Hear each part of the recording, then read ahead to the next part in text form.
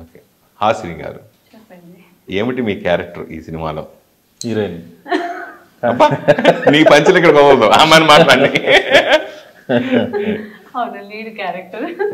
And ఒక village అమ్మాయి, నేను ఎలా థాట్ చేశాను అదే సేమ్ క్యారెక్టర్ దొరకడం, లంగావోణి సేమ్ ఏమేమి థింక్ చేశానో అవి అన్ని డ్రీమ్స్ కంప్లీట్ అయ్యాయి ఈ మూవీలో.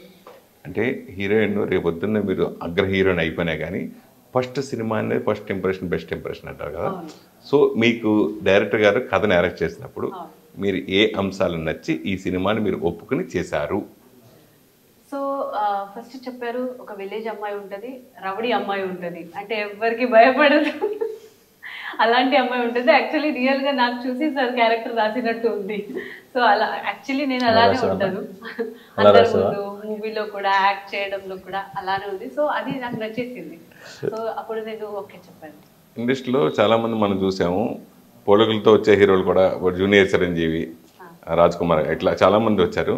అలా మిమ్మల్ని చూస్తుంటే దాన్ని మాట్లాడుతుంటే మీతోటి నాకు లావణ్య త్రిపాఠి బాగా గుర్తొస్తుంది అన్నారా? చెప్పారా? తెలుసా అమ్మాయి సినిమా మీకు పరిచయం ఉందా? పరిచయం లేదు, నేను వచ్చాను.